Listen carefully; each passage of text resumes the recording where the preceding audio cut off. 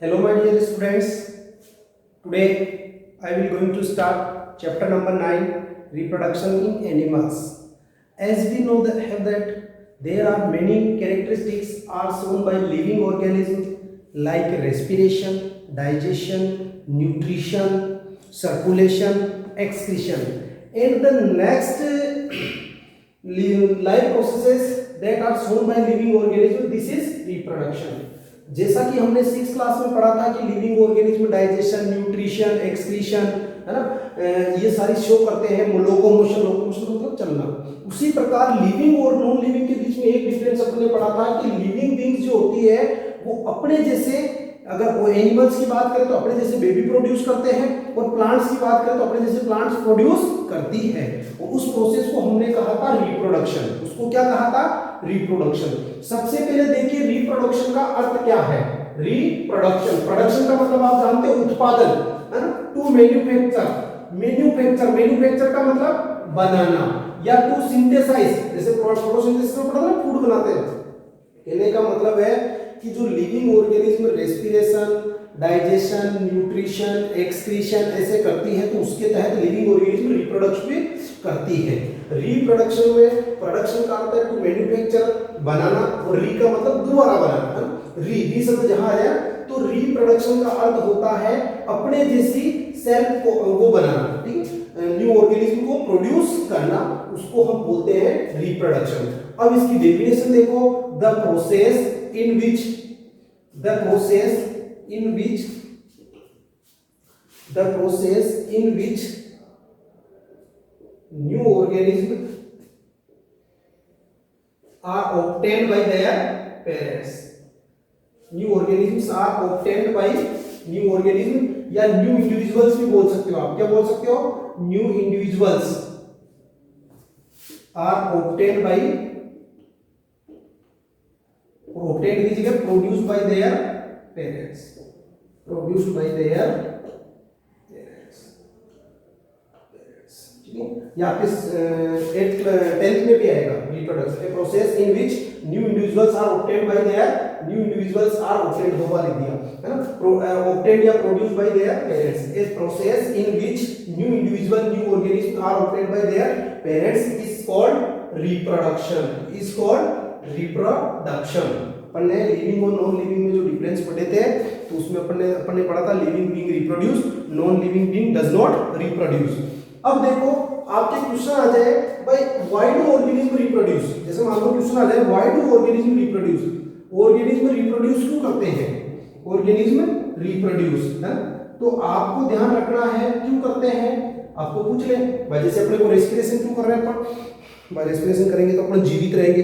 अपन nutrition क्यों कर रहे हैं, फूड क्यों ले रहे हैं, एनर्जी के लिए, सर्वाइवल के लिए। अपन एक्सक्रीशन क्यों कर रहे हैं, वेस्ट मटेरियल को बाहर क्यों निकाल रहे हैं कि अपनी बॉडी से टॉक्सिक मटेरियल बाहर चले जाए और अपन जीवित रहे। अपन रिप्रोडक्शन क्यों करते हैं, तो रिप्रोडक्शन इसलिए करते हैं कि हमारा वंश आगे बढ़ता रहे, हमारी जो स्पीसीज है, ह्यूमन स्पीसीज है, वो आगे बढ़ती रहे। तो आपको पूछ ले कि व्हाई डू ऑर्गेनिज्म रिप्रोड्यूस, तब आंसर आएगा आपका for continuation of species, continuation of species, species का कंटिन्यूएशन बना रहे, लगातार स्पीसीज आती है तो उनके कंटिन्यूएशन के लिए हम क्या करते हैं, reproduction. For survival of species, for survival of species, species के सर्वाइवल के लिए, सर्वाइवल ऑफ स्पीसीज। जैसे सरकार ने टाइगर प्रोजेक्ट चला रखा है टाइगर को बचाने का, तो टाइगर को क्यों बचा रही सरकार, टाइगर तो अपने को खा जाता है, टाइगर तो अपने नुकसान पहुंचा सकता है, लेकिन फिर क्यों बचा रही सरकार। लेकिन ध्यान रखें हमने, टाइगर को सरकार इसलिए बचा रही है कि टाइगर अपने इकोसिस्टम का एक मेन कंपोनेंट है। आप जानते हो एक फॉरेस्ट के अंदर जैसे प्लांट्स होते हैं, तो उन प्लांट्स को खाते हैं हर्बीवोर्स। कौन खाते हैं, हर्बीवोर्स। जैसे मान लो फॉरेस्ट के अंदर कोई प्लांट होगा, उस प्लांट को हर्बीवोर डियर ने खाया, और उस डियर को कौन खाएगा, टाइगर। अगर मान लो उस फॉरेस्ट के अंदर कोई टाइगर नहीं है या कोई लोयन भी नहीं है, ठीक है, अब डियर की संख्या बढ़ जाएगी, तो डियर क्या करेंगे, फॉरेस्ट को चट कर जाएंगे, फिर अपने खेतों में आएंगे। तो अपनी जगह जो लोयन है, वो अपनी जगह जो टाइगर है वो सही है, इसलिए सरकार क्या चाह रही है, उनकी पोचिंग हंटिंग हो रही है तो उनको बचा रही है, उनको बचा रही है। तो उसका कारण क्या है कि उनकी स्पीशीज का सर्वाइवल बनाए रखने के लिए। तो आपके क्वेश्चन आ जाए व्हाई डू ऑर्गेनिज्म रिप्रोड्यूस, तब आप कहोगे फॉर कंटिन्यूएशन ऑफ स्पीशीज और for survival of species. Reproduction क्या होता है? The production of new individuals from their parents. The production of, इसकी दूसरी डेफिनेशन भी आप लिख सकते हो, the production of new individuals from their parents are called reproduction. Why do organism reproduce? आपको पूछे रिप्रोडक्शन क्यों करते हैं? भाई रिप्रोडक्शन अगर नहीं करेंगे तो अपन मर तो जाएंगे, नहीं मरेंगे अपन, लेकिन अपने आने वाली संतान नहीं होगी, आने वाली संतान नहीं होगी तो अपनी जो स्पीसीज है यहीं रुक जाएगी, इसीलिए रिप्रोडक्शन जरूरी होता है। तो ये दो पॉइंट आप ध्यान रखना।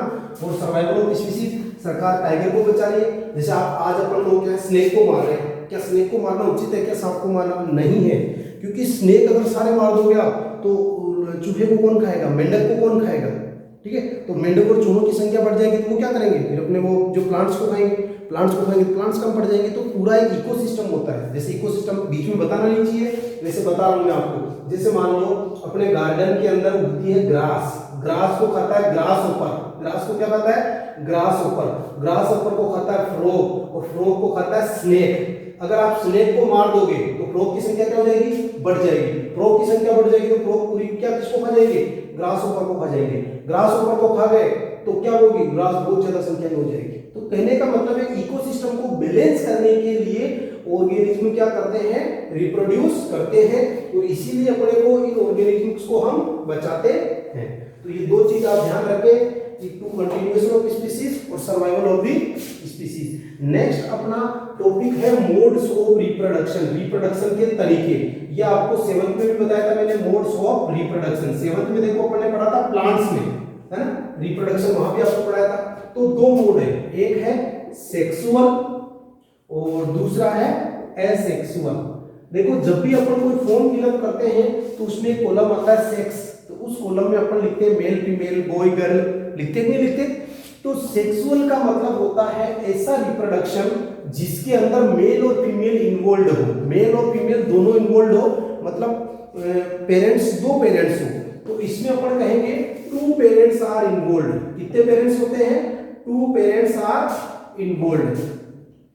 इसमें क्या होगा? Involve. Only single parent are involve. क्या होगा? ओनली सिंगल पेरेंट, केवल कितना पेरेंट होगा? Only single parent are involve. अब ये कैसे होता है इन्वॉल्व? ये आप याद करो, एसेक्सुअल में जब अपन ने 7th क्लास में पढ़ा था तो उस समय हमने पढ़ा था जैसे रोज, बनाना या रोज की जैसे स्टेम लगा दी, स्टेम से नया प्लांट उग गया, तो उसमें न तो पॉलिनेशन की जरूरत पड़ी थी न फर्टिलाइजेशन की जरूरत पड़ी थी। कहने का मतलब होता है एसेक्सुअल में केवल सिंगल पेरेंट ही काफी है। और ये जिनके अंदर होता है ना, प्लांट्स के अंदर तो होता, तो अपन देखते हैं प्लांट्स में जैसे अपन ने पढ़ा था रोज, ग्रेप्स, जैस्मीन, है ना, इनके अंदर मलबरी। जबकि एनिमल्स, जिन भी एनिमल्स के अंदर होता है उन एनिमल्स को अपन नेक्ड आई से नहीं देख सकते जनरली, ठीक है, ज्यादातर को। तो एसेक्सुअल रिप्रोडक्शन में केवल सिंगल पेरेंट्स, इसमें कितने होते हैं? टू पेरेंट्स, एक मेल होता है एक फीमेल होता है, एक फादर होता है एक मदर होती है। First point. Second topic, second time आता है it takes long time, it takes more time. ज्यादा समय लगता है इसमें। ज्यादा समय कैसे? कि इसमें जैसे सपोज दैट अपने ह्यूमन में देखो कि अपनी शादी कब होती है? 18, गर्ल्स की एज 18 हो जाती है, बॉयज की 21 हो जाती है। इतना टाइम लग जाता है रिप्रोडक्शन में। जबकि इनमें क्या होता है, जैसे छोटे जो ऑर्गेनिज्म अमीबा बना, एक अमीबा बना, अगले 2-3 मिनट बाद में उससे 2 अमीबा बन गए, 2 से 4 बन गए, 4 से 8 बन गए।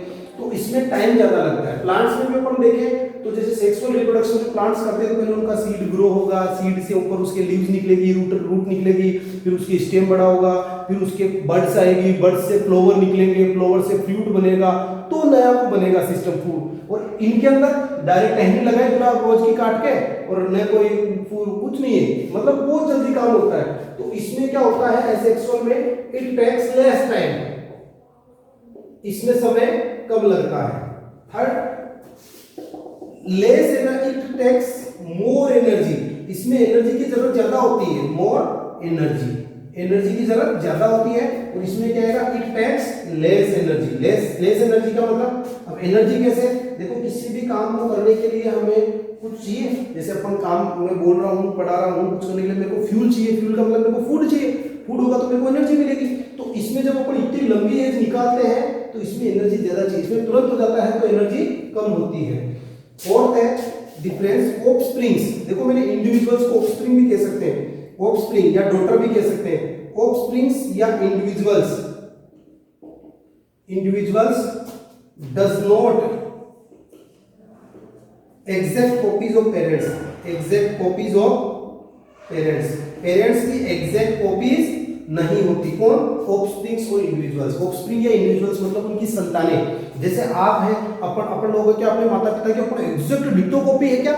नहीं है। अपने में कुछ ना कुछ चेंज मम्मी के हैं, कुछ पापा के हैं। अपन कुछ चीजों में मम्मी से मिलते हैं, कुछ में फादर से मिलते हैं। तो offsprings individuals does not exact copies of parents. और इसमें क्या आती है, जो ऑफस्प्रिंग्स होते हैं या संतानें होती है, ऑफस्प्रिंग्स या इंडिविजुअल्स, ये क्या होते हैं? Exact copies. एग्जैक्ट होते हैं, जैसे डोली भेड़ का पढ़ेंगे अपन, exact copies of parent. Copies का मतलब डिट्टो कॉपी पर कहते हैं ना, जैसे अपने स्कूल में एक अभी छवि लड़की है तो कहते हैं दोनों डिट्टो कॉपी है, एक जैसी है ना। Offspring exact copies of parents, parents की एग्जैक्ट कॉपीज होती है। फिर देखो इसमें होता है गेमेट फॉर्मेशन। इसमें क्या होता है? Gamete formation. देखो गेमेट आपको मैंने बताया था, दो गेमेट होते हैं, मेल गेमेट और फीमेल गेमेट। तो अपने में जो मेल गेमेट होता है उसको अपन ने कहा था सबसे छोटी सेल, जिसका नाम क्या था? स्पर्म। एक होता है फीमेल गेमेट, जिसका नाम, फीमेल गेमेट का क्या नाम था? फीमेल गेमेट का नाम था ओवम। क्या नाम था? ओवम। तो इसमें गेमेट फॉर्मेशन होता है, गेमेट फॉर्मेशन इन्वॉल्व, और इसमें gamete formation does not involve. Gamete formation does not involve, gamete formation नहीं होता, इसमें कोई मेल स्पर्म वगैरह नहीं बनते हैं। कितने डिफरेंस हो गए? 5 डिफरेंस हो गए। और इसमें देखो new variations occurs in offspring. Offspring में क्या होती है? वेरिएशंस। वेरिएशंस का मतलब विभिन्नताएं। Variations occurs in offsprings. Offspring में वेरिएशंस आती है। और इसमें क्या आती है? Variations does not occur in offsprings. Variations does not occurs in offsprings. Occurs in offsprings. Offspring में वेरिएशंस नहीं आती है, इसके अंदर बहुत वेरिएशन आती है। ये आपके 6 डिफरेंस, आपके 10th क्लास में भी ये चैप्टर काम आएगा। वापस देखो रिप्रोडक्शन के मोड, मोड का मतलब तरीके, सेक्सुअल और एसेक्सुअल। सेक्सुअल में क्या होता है? 2 पेरेंट्स इन्वॉल्व होते हैं, मतलब मेल और फीमेल, फादर और मदर। एसेक्सुअल में ओनली सिंगल पेरेंट। क्या होता है? Single parent. जैसे पढ़ेंगे अपन ने, वैसे 7th में पढ़ लिया ऑलरेडी, बडिंग वगैरह थोड़ा बहुत पढ़ा था। इट टेक्स मोर टाइम, इसमें समय ज्यादा लगता है। मैंने रीजन बताया, प्लांट्स का बताया, एनिमल्स का बताया, है ना। और it takes less time. It takes more energy, ये ज्यादा एनर्जी लेता है, ये कम एनर्जी लेता है। इसमें जो संतानें, ऑफस्प्रिंग का मतलब होती है संतान। जो ऑफस्प्रिंग होती है वो इंडिविजुअल, या ऑफस्प्रिंग जो इंडिविजुअल होती है does not exact copies of parent. Parent के जैसी नहीं दिखती, इसमें ये पेरेंट्स के जैसी दिखती है। इसमें गेमेट फॉर्मेशन इन्वॉल्व होता है। गेमेट फॉर्मेशन मतलब मेल गेमेट है वो स्पर्म, मेल बॉडी में स्पर्म प्रोड्यूस होता है, फीमेल बॉडी में ओवम प्रोड्यूस होता है। इसके अंदर गेमेट फॉर्मेशन नहीं होता है। इसमें variations occurs in offspring. Offspring के अंदर वेरिएशंस होती है और इसमें ऑफस्प्रिंग के अंदर वेरिएशंस नहीं होती है। और लास्ट इंपॉर्टेंट डिफरेंस देखो, it occurs in higher organism. It occurs in higher organism. Higher का मतलब ध्यान रखना, जो अपन है ना, जो दिखते हैं आपको, जितने ऑर्गेनिज्म, चाहे आपको डॉग, कैट, एलिफेंट, काऊ, बफेलो, है ना, स्नेक, लिजर्ड, सीप, फिश, ये जितने भी हायर ऑर्गेनिज्म जो आप देख सकते हो नेक डाई से, उनके अंदर कौन सा रिप्रोडक्शन होता है? सेक्सुअल। मतलब स्नेक मेल स्नेक भी होता है, फीमेल स्नेक भी होता है। ठीक है। जैसे इसी प्रकार आपने देखा होगा एनिमल्स में, देखो काऊ, तो काऊ फीमेल है और इसका मेल क्या होता है? ऑक्स या बुल, ऑक्स या बुल। इसी प्रकार आपने डॉग में देखो, डॉग क्या है? डॉग यानी कुत्ता, और बीच यानी कुतिया, तो मेल फीमेल होते हैं। इसी प्रकार अपने में देखो, मेल यानी आदमी और फीमेल यानी लेडीज। तो कहने का मतलब इसके अंदर हायर ऑर्गेनिज्म होता है। और ये जो होता है it occurs in lower organism. Lower organism, lower का मतलब बहुत छोटे। जैसे एग्जांपल में इसमें अपन, आप एग्जांपल में 6.7 पॉइंट लिखा दिया मैंने आपको, है ना। इसके एग्जांपल में मैंने आपको बता दिया। अब इसका एग्जांपल देखो, आप क्या लिखोगे? इसका एग्जांपल में आप क्या लिखोगे? ह्यूमन, काऊ, गोट, स्नेक, लिजर्ड एक्सेट्रा, खूब सारे कर दो। इसके एग्जांपल में आप क्या लिखोगे? इसमें लिखोगे आप अमीबा, हाइड्रा, है ना, एटसेट्रा। खूब सारे अमीबा, हाइड्रा, जिनको अपन जनरली देख नहीं पाते नेक डाई से, उनके अंदर एसेक्सुअल रिप्रोडक्शन होता है। ये मैं फिर कह रहा हूं, आपके 10th क्लास में भी आएगा, इसलिए आप इसको जरूर देख ले।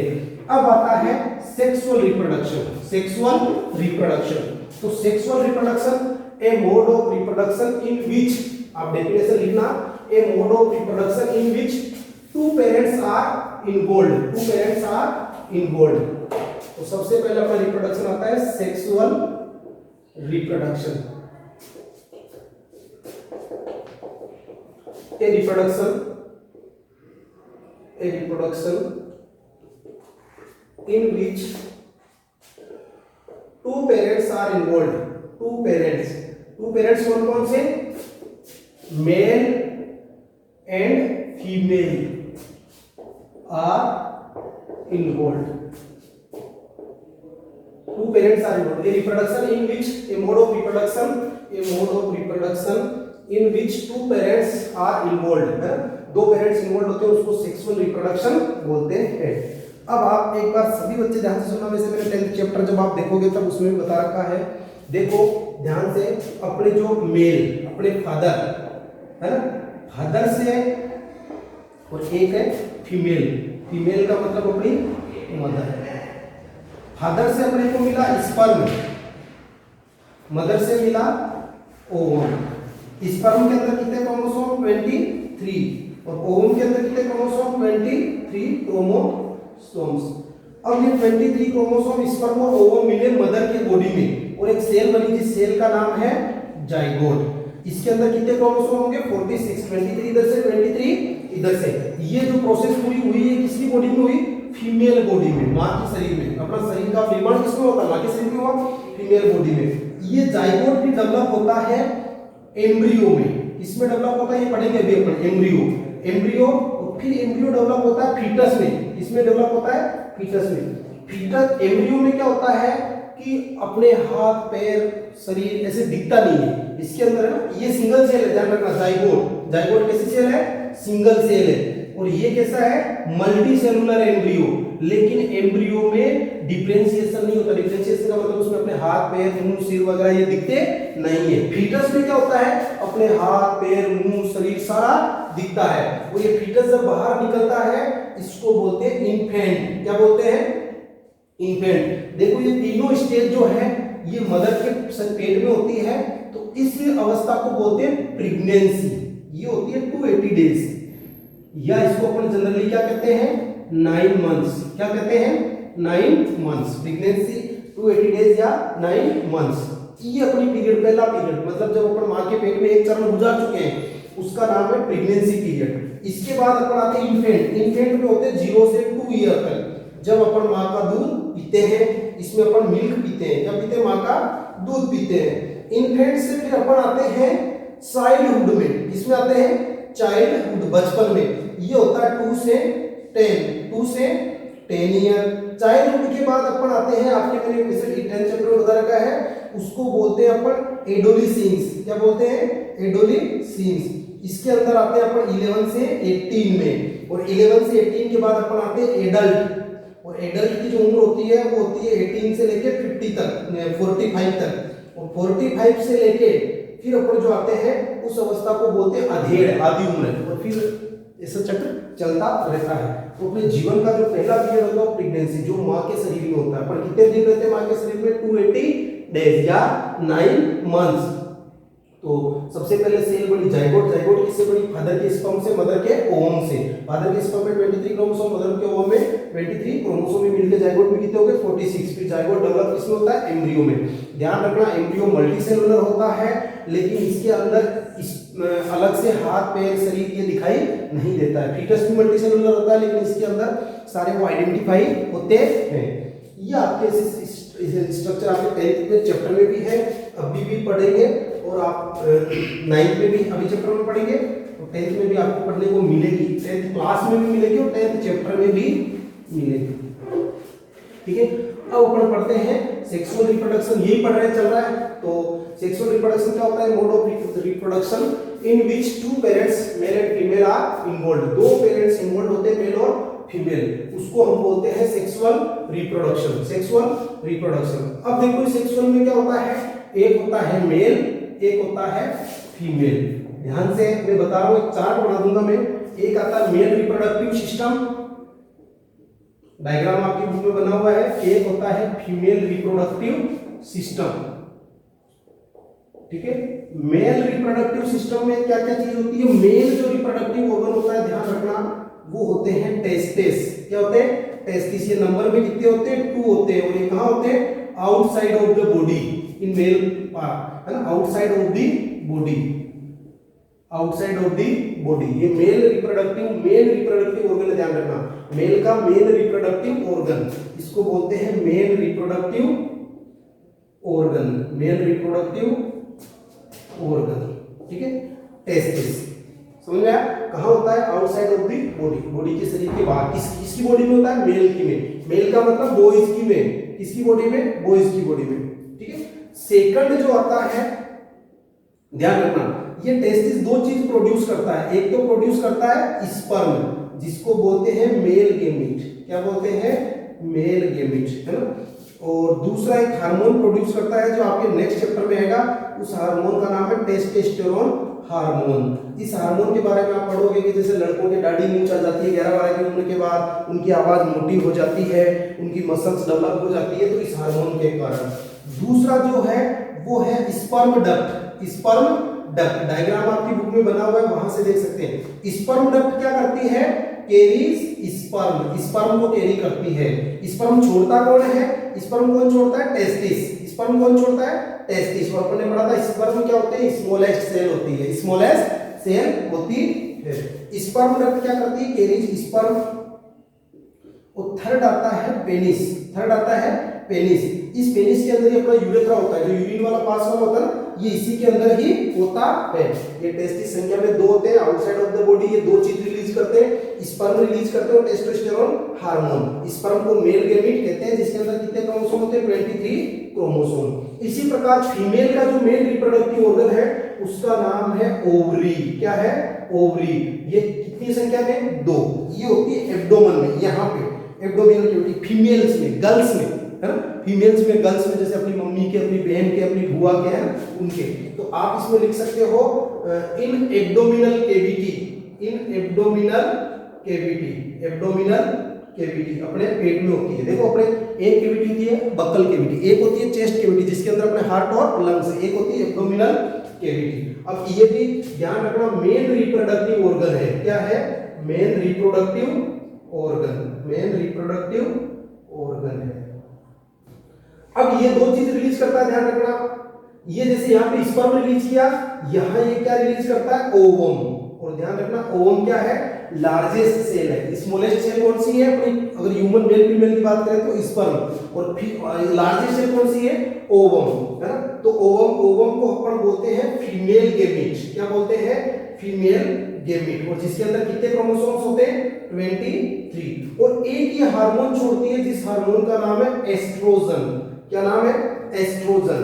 ध्यान रखना, एस्ट्रोजन हार्मोन अपन वैसे आगे चैप्टर में पढ़ेंगे, लेकिन मैं अभी बता देता हूँ। ये हार्मोन गर्ल्स में जैसे ब्रेस्ट की साइज इंक्रीज करना, उनकी आवाज का पतला होना, है ना, उनके लिए रिस्पॉन्सिबल होता है ना, उनकी आवाज का पतला होने से लड़कों में बॉयज में जो डिफरेंस आते हैं वो इस हार्मोन के कारण होता है। दूसरा होता है, ये पहला रिप्रोडक्टिव ऑर्गन क्या आ गया? ओवरी।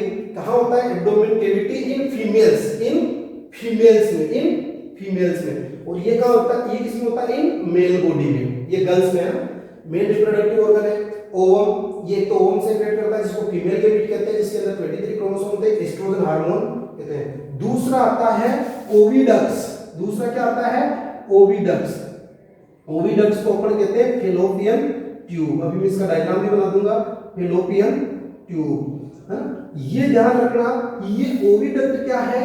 ये oviduct site of fertilization, site of fertilization, fertilization पढ़ाऊंगा अभी, फर्टिलाइजेशन।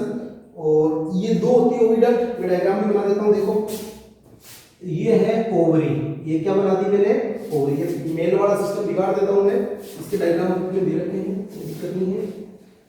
ये देखो फीमेल का बना रहा हूं मैं। ये है 2 ओवरी, ठीक है। अभी ओवरी से निकलती है 2 ट्यूब, इसका ये ओवरी, इस ट्यूब का नाम है ओविडक्ट। क्या नाम है? ओविडक्ट। ये ओविडक्ट आकर एक उसमें खुलती है जिसका नाम है यूटेरस। इसमें खुलती है यूटेरस। ध्यान रखना, एक ओविडक्ट इधर है, एक ओविडक्ट इधर है। ये ओवरी, ये क्या है?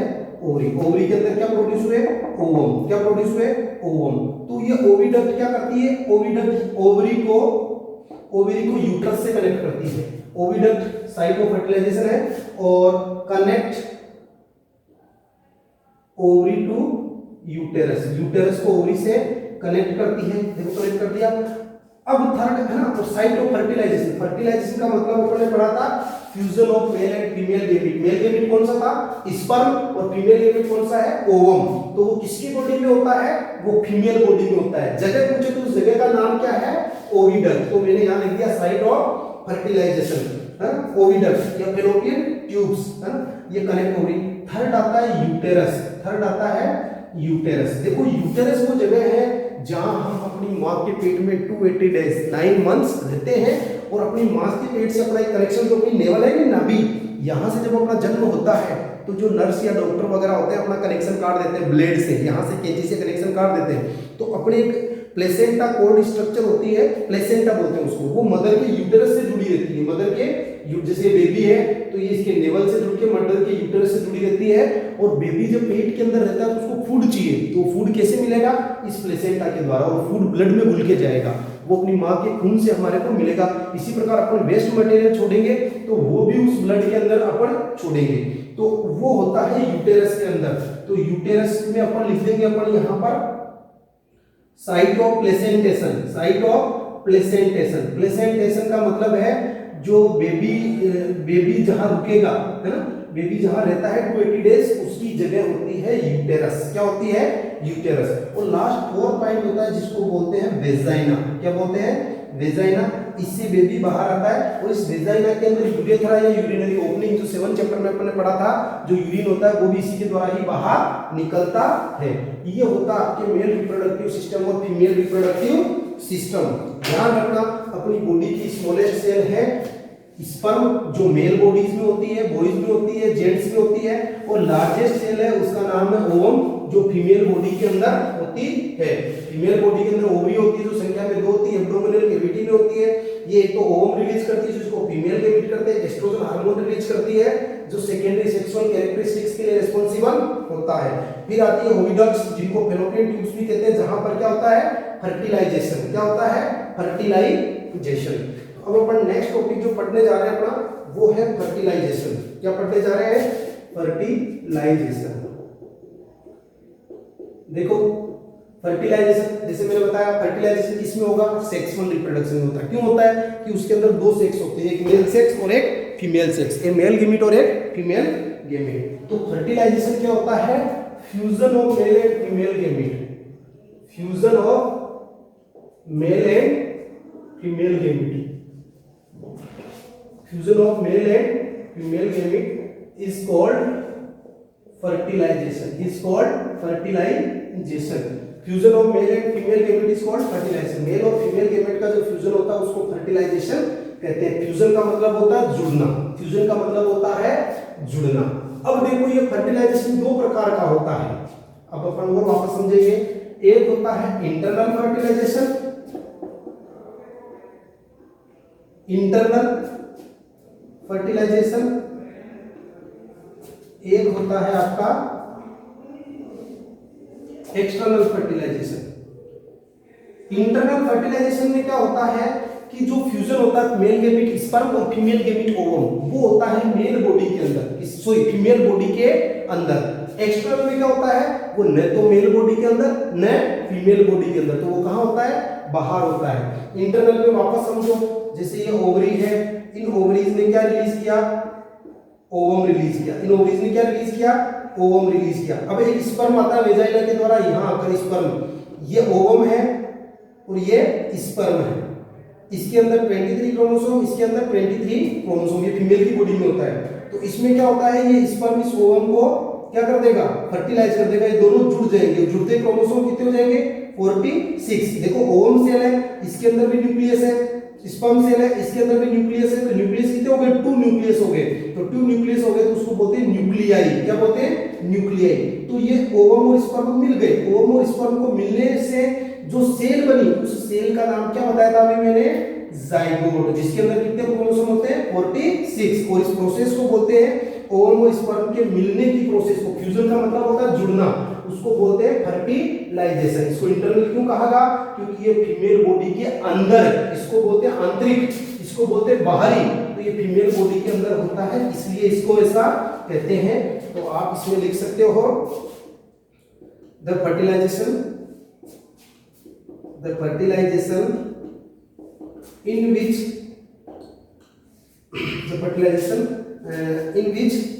it occurs in female body, और साइड क्या है? फीमेल बॉडी इन ओविडक्ट्स के अंदर होता है, उसको बोलते हैं इंटरनल फर्टिलाइजेशन। कई बार आपने देखा होगा अपने समाज में कई लेडीज मां नहीं बनती, पेपर देखते हैं, या आपने धारावाहिकों में देखा होगा इसके बच्चा नहीं होता। तो होता क्या है कि उनकी जो ओविडक्ट्स, जो फैलोपियन ट्यूब वो चिपकी हुई हो जाती है, तो वहाँ फर्टिलाइजेशन नहीं होता। फर्टिलाइजेशन तो बेबी प्रोड्यूस नहीं होगा, तो फिर डॉक्टर को दिखाते हैं, तो डॉक्टर ऑपरेशन के द्वारा उसको सही करता है। या फिर जब उनके फर्टिलाइजेशन नहीं होता, तो आपने एक नाम सुना होगा टेस्ट ट्यूब बेबी, टीवी में एड भी आता है टेस्ट ट्यूब बेबी, न्यूज़पेपर वगैरह में, तो फिर वहाँ टेस्ट ट्यूब बेबी कराया जाता है। उस टेस्ट ट्यूब बेबी में क्या होता है? जैसे अपने संदीप जी सर है, तो उनके 2 गुड़िया है, उनका टेस्ट ट्यूब बेबी से हुआ, उसमें क्या होता है? फादर का स्पर्म लेते हैं, मदर का ओवम लेते हैं, उनको लेब के अंदर एक टेस्ट ट्यूब के अंदर दोनों को डालते हैं, स्पर्म और ओवम मिले, उसको बोलते हैं फर्टिलाइजेशन।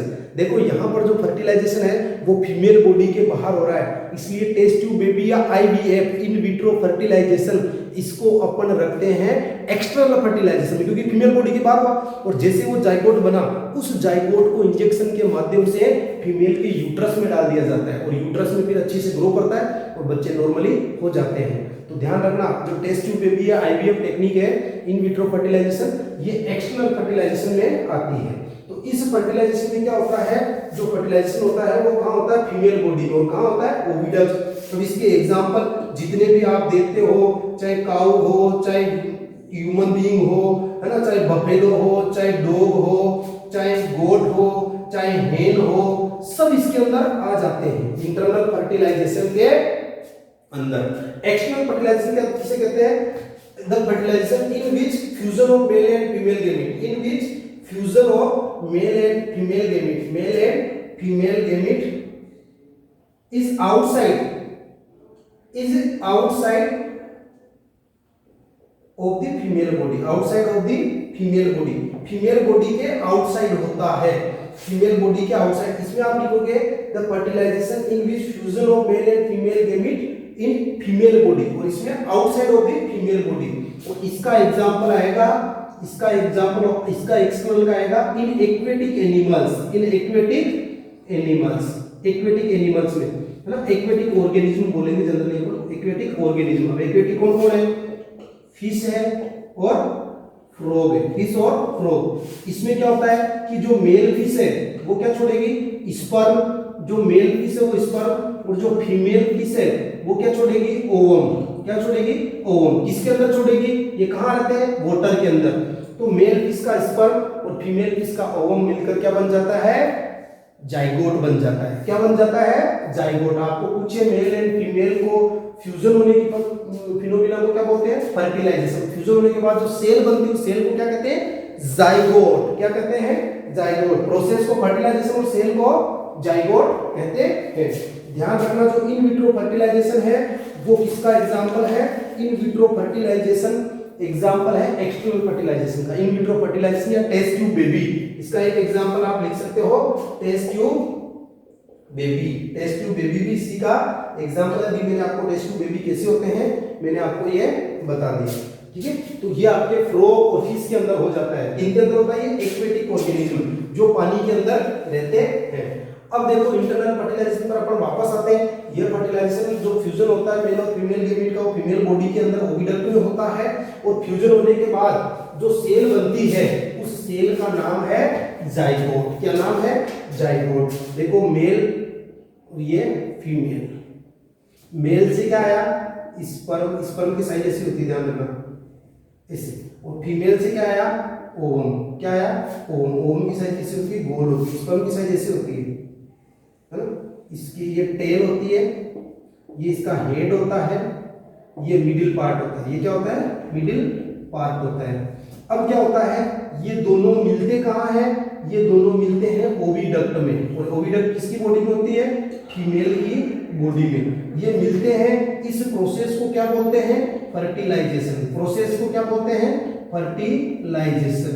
और जो सेल बनी उस सेल को बोलते हैं जाइगोट। ये ऐसे चिपक जाता है इसके, है ना, इससे जाइगोट। इस सेल को बोलते हैं जाइगोट। अब इसके अंदर कितने क्रोमोसोम है? 23। इसके अंदर कितने हैं? 23। यहाँ कितने क्रोमोसोम हो जाएंगे? 46 क्रोमोसोम। ये जो मेरी स्टेप आती है उसको बोलते हैं जाइगोट।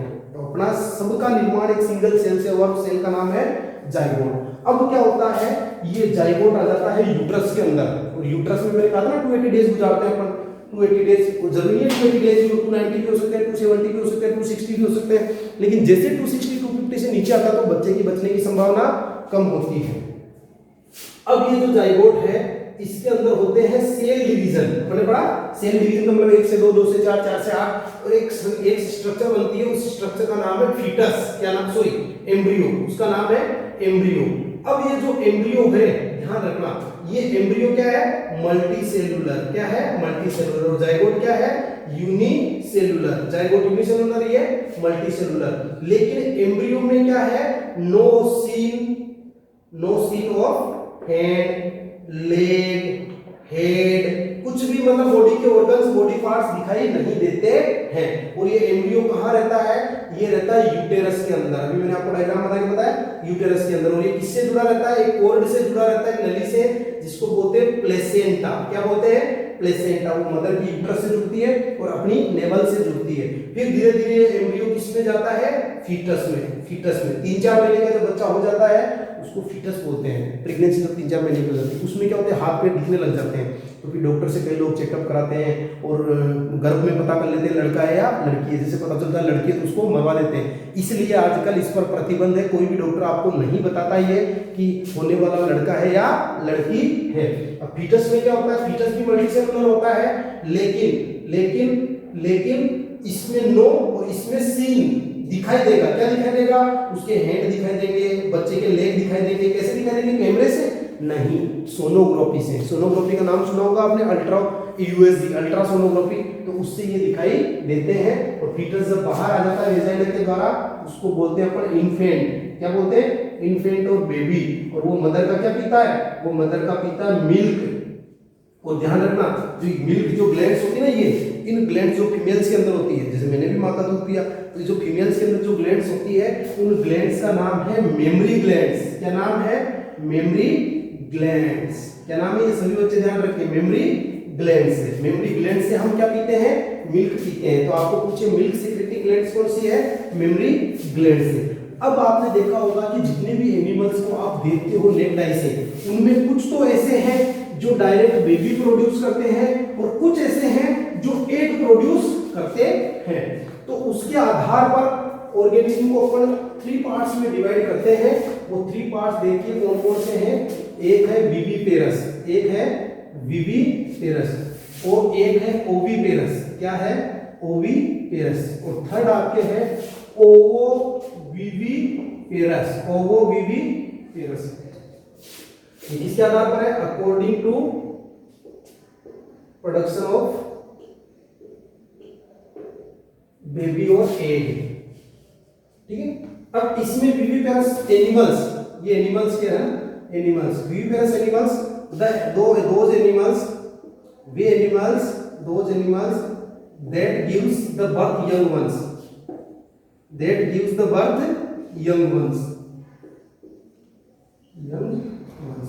इसके अंदर वे एनिमल आते हैं जो अपने जैसों को जन्म देते हैं। जैसे एग्जांपल, जैसे अपने फीमेल्स में अपने बच्चे होते हैं तो क्या अंडा आता है? क्या पहले नहीं, बच्चा आता है डायरेक्ट, है ना। तो जैसे ह्यूमन बीइंग जितने भी आप देखते हो, काऊ क्या अंडा देती है? नहीं।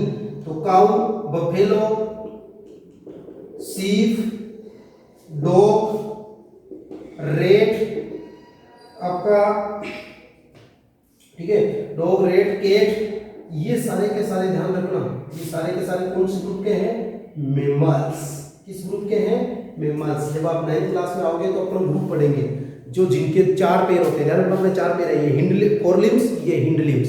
इसी प्रकार बिल्ली के भी 4 पैर होते हैं, काऊ के भी 4 होते हैं, चूहे के भी 4 होते हैं, तो अपन मेमल्स होते हैं। मेमल्स के तो 4 पैर होते हैं, एक वो अपनी जो माँ होती है वो बच्चों को दूध पिलाती है, और एक उनके शरीर पर बाल होते हैं किसी न किसी जगह, जैसे अपने हैं तो उनके शरीर पर बाल होते हैं, वो मेमल्स होते हैं। ठीक है, एक तो शरीर, एक रीढ़ की हड्डी होती है, वो मेमल्स होते हैं। तो ये मेमल्स इसका एग्जांपल है विविपेरस का। विविपेरस किसको कहते हैं? जो बर्थ यंग वंस, ये अपने जैसों को, यंग वंस का मतलब अपने जैसों को डायरेक्ट बेबी प्रोड्यूस करते हैं। ये डायरेक्ट क्या प्रोड्यूस करते हैं?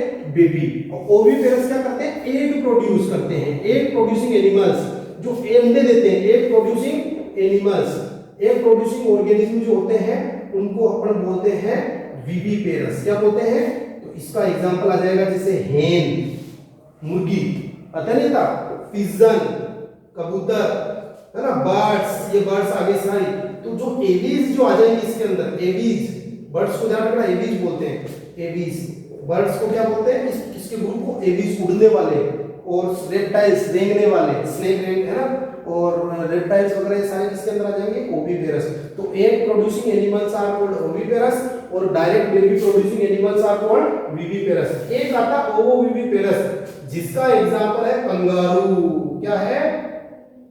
कंगारू, जो कहां पाया जाता है? ऑस्ट्रेलिया में। कहां पाया जाता है? ऑस्ट्रेलिया में। इस कंगारू में क्या है कि बेबी का आधा प्रोडक्शन तो बॉडी के बाहर हो जाता है, अंदर हो जाता है, आधा प्रोडक्शन बॉडी के बाहर होता है। तो इसके यहाँ एक कंगारू थैली जिसको बोलते हैं ना, कंगारू बैग बोलते हैं ऐसे, तो यहाँ इसके सामने होता है कंगारू की। आप फोटो देखना, छोटा सा बच्चा होता है यहाँ पे खोली में, है ना। तो ये ओविविपेरस है। वैसे ये ज्यादा स्पेशल नहीं है, ये ध्यान रखना। विविपेरस एनिमल्स उनको कहते हैं जो बच्चे प्रोड्यूस करते हैं, ओविपेरस उनको कहते हैं जो एग प्रोड्यूस करते हैं। ये आपके विविपेरस और ओविपेरस। इसके बाद देखो अपन बात करते हैं फ्रॉग के अंदर जो एग प्रोड्यूस करता है। फ्रॉग वगैरह एनिमल्स में क्या होता है कि जो ये एग प्रोड्यूस करते हैं, और एग से जो बच्चा निकलता है वो बच्चा फ्रॉग जैसा नहीं दिखाई देता। वो किसके जैसा दिखाई देता है? फिश के जैसा दिखाई देता है। किसके जैसा दिखाई देता है? फिश के जैसा दिखाई देता है। जैसे मान लो फ्रॉग है, फ्रॉग ने क्या दिए?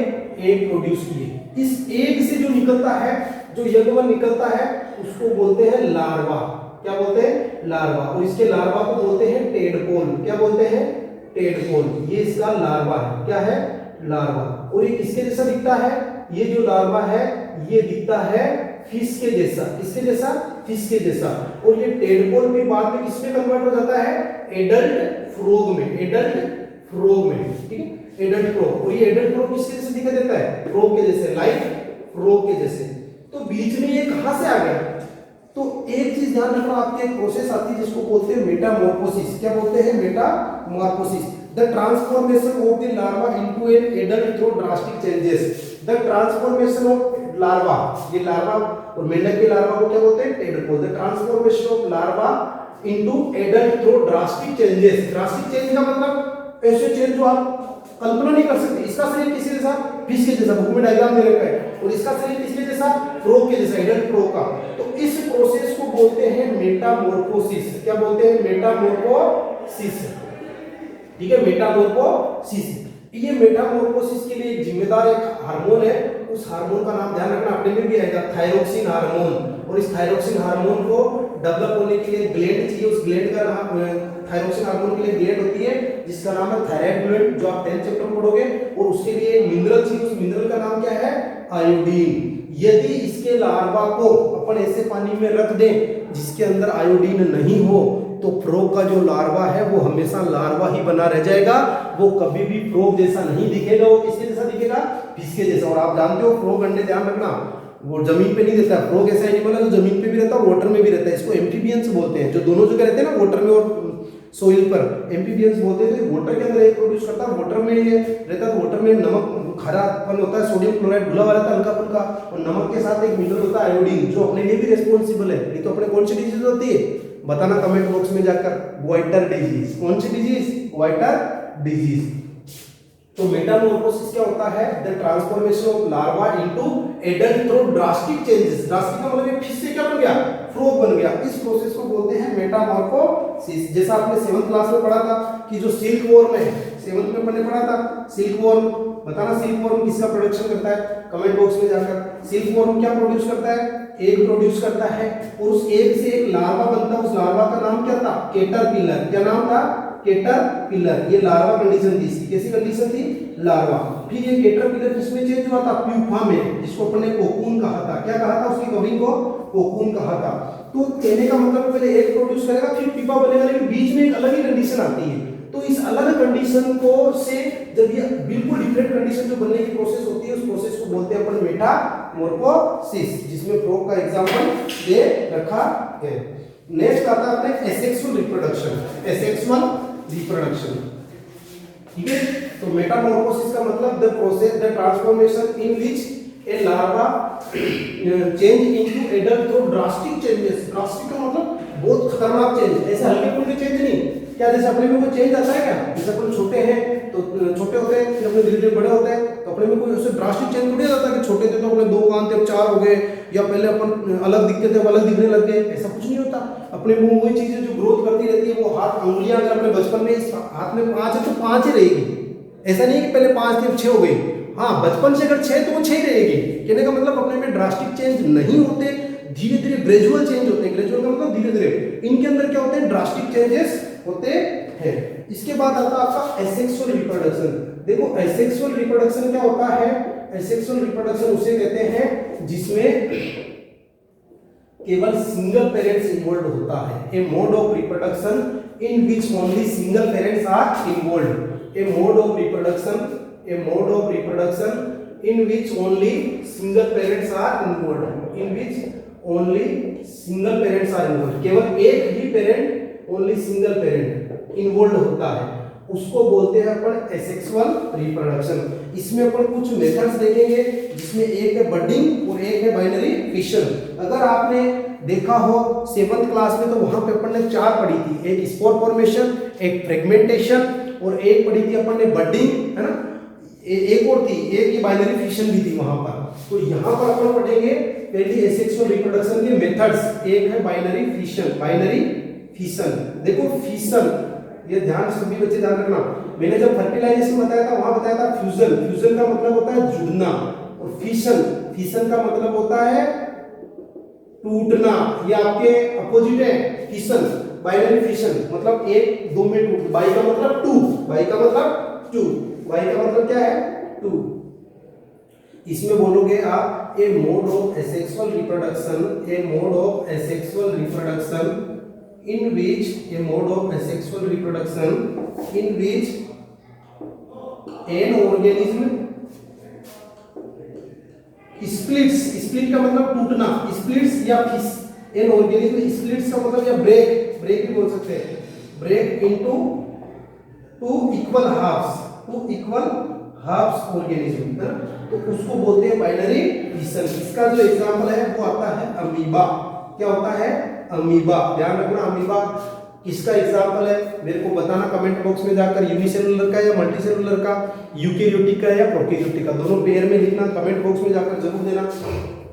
Amoeba, amoeba. अब देखो इसमें क्या होता है? अमीबा आपने पढ़ा था, अमीबा की साइज से फिक्स नहीं होती और इसका फिंगर लाइक प्रोजेक्शंस होती, जिनको अपन ने क्या कहा था? स्यूडोपोडिया। अमीबा की फिंगर लाइक प्रोजेक्शंस होती, इनको क्या कहा था? स्यूडोपोडिया। और ये स्यूडोपोडिया का मतलब फाल्स फीट, नकली पैर। और ये स्यूडोपोडिया 2 फंक्शन काम करते हैं, ये दोनों भी आप कमेंट बॉक्स में जाकर जरूर बताना। इस अमीबा के अंदर सबसे पहले क्या होता है कि जो इसका सबसे पहले न्यूक्लियस डिवाइड होता है। सबसे पहले क्या डिवाइड होता है? न्यूक्लियस डिवाइड होता है। ये न्यूक्लियस है, ये जैसे न्यूक्लियस है, ये न्यूक्लियस डिवाइड होता है। धीरे धीरे क्या होता है इसके अंदर? न्यूक्लियस अलग, धीरे धीरे अलग होने लगता है। तो यहां से क्या होता है? ये धीरे धीरे ये 2 पार्ट्स में टूट जाता है अमीबा। ये एक है, ये कितने में टूट गया? 2 में टूट गया। इसको बोलते हैं बाइनरी फिशन। बाई का मतलब 2, फिशन का मतलब टूटना, है ना। तो ये होता है आपके अमीबा के अंदर। 10th क्लास में वापस ये चैप्टर आएगा, इसलिए सभी बच्चे इस चैप्टर को अभी से कवर कर ले। मैंने इसमें कुछ चीजें 10th की भी डाली है जो आपके वहां काम आएगी।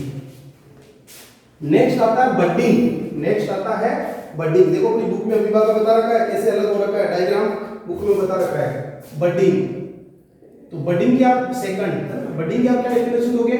ए mode of reproduction, a mode of asexual reproduction, a mode of asexual reproduction in which buds are grown gradually. Buds धीरे धीरे क्या होती है? ग्रेजुअली बड़ी होती है and detach the parent organism, और पेरेंट ऑर्गेनिज्म से टूट जाती है, डिटेच द पेरेंट ऑर्गेनिज्म से टूट जाती है and forms a new organism, और नया ऑर्गेनिज्म बना लेती है। इस प्रोसेस को बोलते हैं हम बडिंग। इसका एग्जांपल पढ़ते हैं अपन बडिंग का, हाइड्रा और ईस्ट में अपन ने 7th में पढ़ा था, 8th में हाइड्रा। इस हाइड्रा की स्ट्रक्चर जैसे पेज नंबर 107 पे दे रखी है। इस हाइड्रा में क्या होती है, तीसरी बड निकली हुई होती है। अब अगली स्टेप में क्या होता है, ये बड थोड़ी सी बड़ी हो जाती है, फिर अगले में क्या होता है, ये बड थोड़ी सी और बड़ी हो जाती है, और लास्ट वाले में क्या होती है, बड ये टूट जाती है। अब देखो यहाँ पर एक है और यहाँ बड से एक नया ऑर्गेनिज्म बन गया, इसको बोलते हैं बडिंग। ये होती है ईस्ट और हाइड्रा में। पेज नंबर 107 पर आपको बता रखी है इसकी पूरी स्ट्रक्चर। ये आपके चैप्टर कंप्लीट है। एक इसमें जो मोर टू नो, कुछ बच्चे क्या करते हैं, जो बॉक्स के अंदर आता है वो आप इसको जनरली नहीं पढ़ते हो, ये आपकी सबसे बड़ी गलती है। मोर टू नो या डिड यू नो, ये अपने को जरूर पढ़ना चाहिए। तो इसके तहत अपने आता है डोली नामक भेड़, है ना, सीख। अब देखो डोली की कहानी, डोली ध्यान रखना, क्लोनिंग के द्वारा ये बनाई गई थी। स्टोरी ऑफ डोली द क्लोन। देखो आपने रोबोट मूवी देखी होगी रजनीकांत की, जिसमें एक रजनीकांत जैसे खूब सारे रजनीकांत दिखते हैं। क्लोन का मतलब होता है बिल्कुल उसका एकदम एग्जैक्ट डिट्टो, और वो केवल हो सकता है एसेक्सुअल रिप्रोडक्शन से। और क्लोन में क्या होता है, सबसे पहले बनाई गई डोली, इसके अंदर एसेक्सुअल रिप्रोडक्शन होता, सेक्सुअल नहीं होता। जिन ऑर्गेनिज्म को अपन देख सकते हैं उनके अंदर तो सबके अंदर सेक्सुअल होता है, लेकिन यहाँ डोली नामक एक शीप बनाई गई, और वो कैसे बनाई गई, एसेक्सुअल रिप्रोडक्शन के थ्रू। तो इस पर कई संस्थाओं ने, जो मानवाधिकार संस्थाएं, इन्होंने इसके खिलाफ आवाज उठाई कि अगर आप ऐसे करोगे तो आप प्रकृति के नियमों को चेंज कर दोगे, क्योंकि सेक्सुअल रिप्रोडक्शन में मेल और फीमेल चाहिए, मतलब मेल शीप और फीमेल शीप चाहिए। लेकिन कैसे बनाई ये पढ़ते हैं अपन इसमें।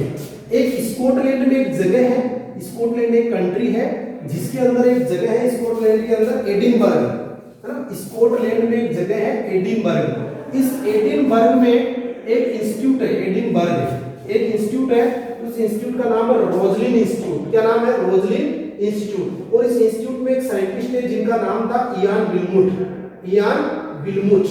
इस इयान विल्मुट और उसके सहयोगियों ने क्या किया कि एक दो भेड़ें ली इन्होंने। एक भेड़ ली, जिसे आपकी बुक में डायग्राम दे रखा, फिन डोरसेट शीप।